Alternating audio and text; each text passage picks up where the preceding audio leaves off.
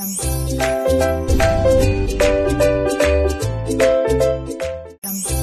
Guys and welcome to my channel. So आज की video में हम डिस्कस करेंगे about molecular mechanism of DNA repair.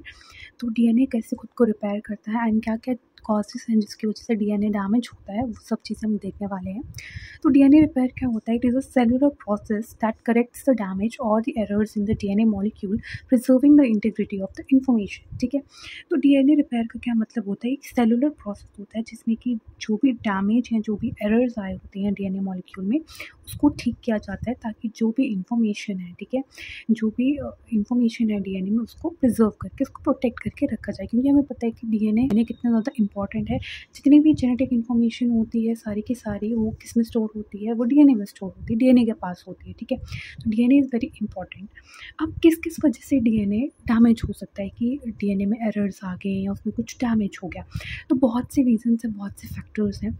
उसमें से one of the factor is exposure to radiation, कि रेडिएशंस आर हार्मफुल। ये तो हमें पता है कि हो गए। फिर उसके बाद errors during the DNA replication, कभी कभी डीएनए रेप्लिकेशन के टाइम भी एरर्स आ जाते हैं, तो उससे भी डीएनए डैमेज हो जाता है। एंड अगर इस डीएनए डैमेज को ठीक ना किया जाए, जैसा है वैसे ही रहने दिया जाए, तो इससे क्या हो सकता है?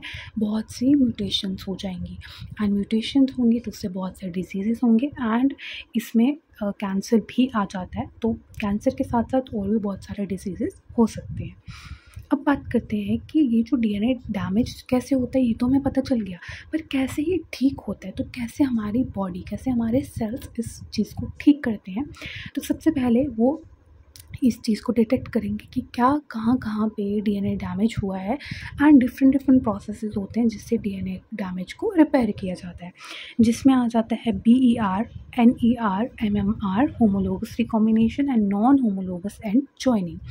सबसे पहला आता है बेस एक्सचिएशन रिपेयर। तो बेस एक्सचिएशन रिपेयर में क्या होता है? जो भी डैमेज बेसिस होते हैं, ठीक है, जो बेसिस डैमेज हो गए होते हैं, हमें बताया कि डीएनए में 4 तरह के बेसिस होते हैं, adenine, guanine, cytosine and thymine. ठीक है, तो ये जो डैमेज बेसिस होते हैं, इनको सबसे पहले रिकॉग्नाइज किया जाता है। जब ये मिल जाते हैं तो कुछ स्पेसिफिक एंजाइम्स मिलकर इन डैमेज वाले बेसिस को रिमूव कर देंगे एंड उसके बाद डीएनए पॉलीमरेज उस गैप की जगह नए वाले अच्छे वाले बेसिस फिल कर देगा एंड डीएनए लाइगेज की मदद से उसको सील कर देगा। So this is how base excision repair वाला प्रोसेस वर्क्स। ठीक है, next is nucleotide excision repair. Nucleotide excision repair में क्या होता है? अब base and nucleotide excision repair same ही साउंड कर रहा है, क्योंकि न्यूक्लियोटाइड क्या होते हैं?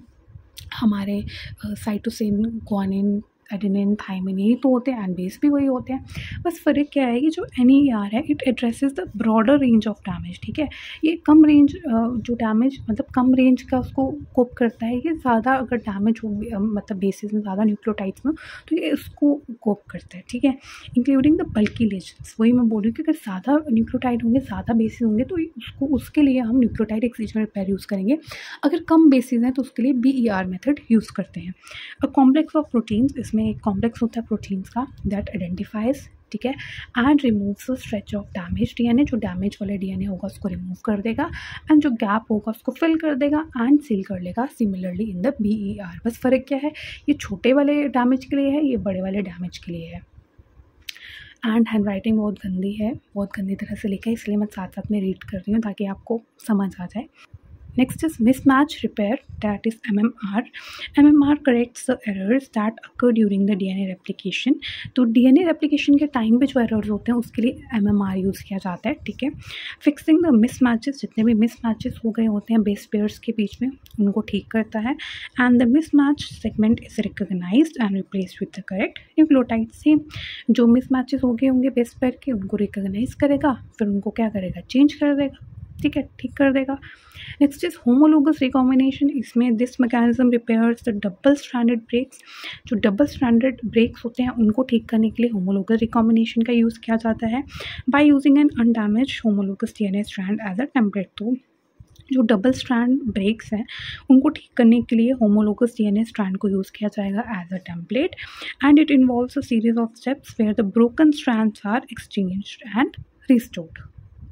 And last one is fifth, that is NHEJ, that is non-homologous end joining. In NHEJ is the another way to repair the double strand breaks. ये भी double strand breaks को repair करने के लिए यूज़ किया जाता है, but it doesn't rely on the homologous template. जैसे जो homologous recombination में क्या था, उसमें homologous जो DNA strand उसको एज अ टेम्पलेट यूज़ किया जाता था डबल स्ट्रैंड ब्रेक्स को रिपेयर करने के लिए. यहाँ पे ये it doesn't rely on this homologous template. Instead, it directly joins the broken ends together, often resulting in the loss or the addition of few nucleotides. इसमें homologous template का use नहीं किया जाता है कि नया वाला जो मतलब डबल स्ट्रैंड ब्रेक्स था उसको ठीक करने के लिए. इसमें क्या किया जाता है कि जो हमारा डबल स्ट्रैंड ब्रेक्स हैं, ठीक है, जो खराबी है उसको निकाल दिया, एंड जो अगर ये हमारे पास डीएनए स्ट्रैंड्स है तो यहाँ पे कुछ खराबी है, ठीक है, इसको निकाल दिया जाएगा एंड ये और ये इसको जोड़ दिया जाएगा. ठीक है, पहले वाले में नहीं था, अगर यहाँ पे कुछ खराबी थी तो उसको निकाल दिया जाता था, टेम्पलेट की मदद से न्यूक्लियोटाइड्स ऐड किए जाते थे. पर इस NHEG में ऐसा नहीं होता है, ये ख़राब है इसको निकाल दिया और बाकी वाले जोड़ दिए, तो इससे क्या हो जाता है, कुछ एडिशन हो जाता है न्यूक्लियोटाइड्स का एंड कुछ लॉस हो जाता है. ठीक है, so that's it for today's video. अगर आपको ये वीडियो अच्छा लगा होगा then please do like this video and subscribe to my channel. And किसी भी टॉपिक के related you want a video और any notes, so do let me know in the comment section. And thank you so much for watching.